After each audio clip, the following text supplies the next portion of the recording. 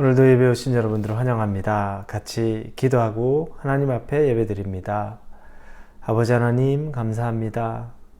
이 아침에 하나님을 만납니다. 하나님이 우리를 찾아와 주셨고 초청해 주셨습니다. 하나님을 말씀으로 만날 때 우리 마음 안에 뜨거움이 있게 하여 주옵소서.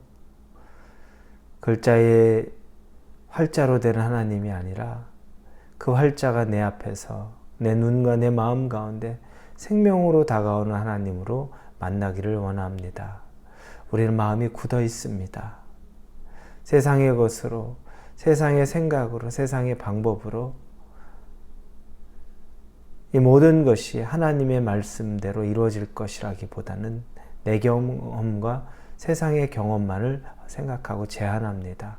그러나 말씀을 통해 우리가 우리의 경험으로 하나님을 제한하지 않게 하시고 내 생각으로 하나님을 제한하지 않게 하시고 하나님이 하실 일을 기대하며 오늘 하루를 살아가게 하여 주옵소서. 예수님의 이름으로 기도합니다. 아멘. 오늘 우리에게 주시는 말씀은 요한계시록 15장입니다. 15장 1절에서 8절까지의 말씀입니다. 계시록 15장 1절에서 8절입니다. 찾으셨으면 계시록 15장 1절부터 같이 읽겠습니다.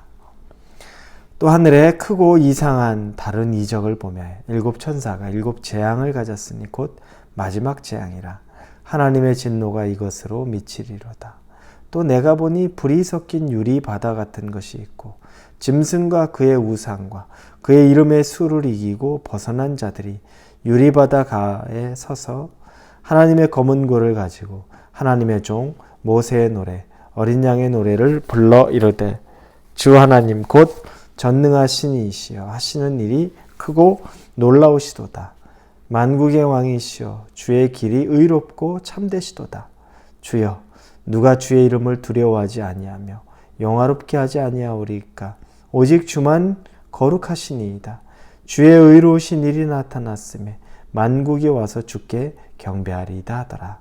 또 이 일 후에 내가 보니 하늘에 증거장막의 성전이 열리며 일곱 재앙을 가진 일곱 천사가 성전으로부터 나와 맑고 빛난 세마포 옷을 입고 가슴에 금띠를 띠고 네 생물 중에 하나가 영원토록 살아계신 하나님의 진노를 가득히 담은 금대접 일곱을 그 일곱 천사들에게 주니 하나님의 영광과 능력으로 말미암아 성전의 연기가 가득 차매 일곱 천사의 일곱 재앙이 마치기까지는 성전에 능히 들어갈 자가 없더라. 아멘.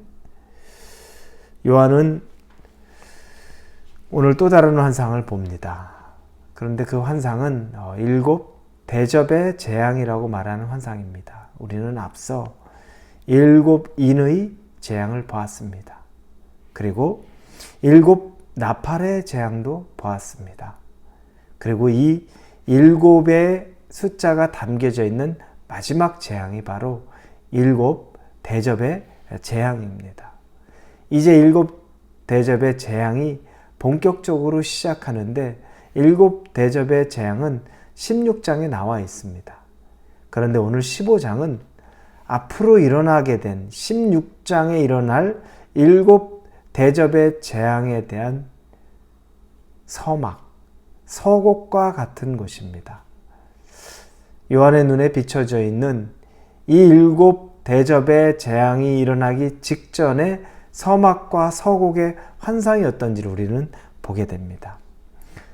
그는 먼저 하늘에서 이상한 이적을 보게 되는데 일곱 천사가 일곱 재앙을 가졌으니 마지막 재앙이라는 하나님의 진노가 이르는 것을 보기 시작합니다. 그런데 그때 그 재앙이 일어날 때 3절에 보니 하나님의 종 모세의 노래 어린 양의 노래를 불러 이르되 라고 말하며 4절까지 이 어린 양의 노래 모세의 노래를 부르는 장면을 환상으로 보게 됩니다. 이 재앙이 일어날 때 이 재앙의 서곡이 일어날 때 왜 모세의 노래, 어린 양의 노래가 불려져야 될까? 모세의 노래는 도대체 왜 어떤 의미가 있는 걸까? 출애굽기 15장에 보면 모세의 노래가 나옵니다. 그들은 출애굽하며 하나님이 하신 일들에 대한 찬양을 합니다. 이 7 대접의 재앙, 이 모든 재앙은 결국에 하나님이 하실 일입니다. 이 재앙의 때에는 믿는 자와 믿지 않는 자가 동일하게 이 재앙의 대상처럼 보이는데 믿는 자는 구원을 얻죠. 믿지 않고 대적하는 자들에게는 재앙이 재앙 그대로 내려지게 됩니다. 왜 모세의 노래일까? 그것은 출애굽 때의 모습과 비슷하기 때문입니다. 출애굽하던 이스라엘 백성들은 노예로 오랜 동안 고난 속에 고통 속에 있다가 하나님께 부르짖음으로 하나님의 백성으로서 하나님이 그들을 살려주시기로 계획하시고 그들을 인도해냅니다. 10가지의 바로의 대적에 대한 것들을 하나님이 재앙을 내시고 마지막에 장자의 재앙으로 이제 모든 백성은 애굽에서 나오게 됩니다. 그리고 나중에 이제 다 이겼다 싶었는데 그런데 홍해가 가로막히고 그리고 그 떠나보낸 자기들의 종들에 대한 안타까움으로 아쉬운 마음으로 또 후회되는 마음으로 그들을 쫓아서 다시 끌고 오려던 이 바로의 군대를 홍해에서 몰살을 시키십니다. 그 과정을 거쳐 그들은 정말 이제 출애굽에 완전한 성공을 합니다. 그리고 광야로 들어오게 되죠.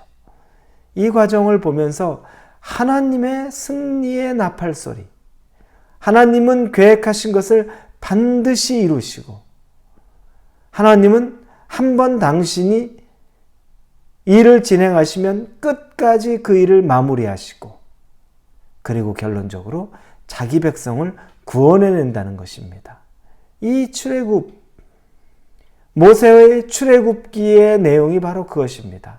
하나님은 완전한 분이시고 하나님은 완벽한 분이시고 10가지 재앙이 있었지만 그 재앙 가운데 결론은 하나님이 애굽과 바로는 물리치고 자기의 백성들은 몇백만이나 되는 자기의 백성들은 홍해를 건너 살리시는 역사, 이걸 찬양하는 겁니다.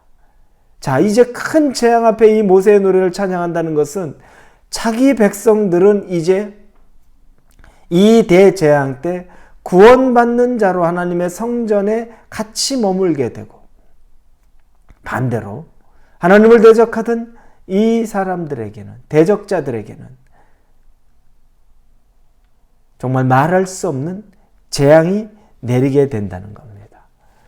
여러분, 이 마지막 때의 대환란과 고난의 과정이라도 예수님은 결국에 승리하게 합니다. 하나님 앞에 사단은 완전히 물리쳐질 수밖에 없습니다.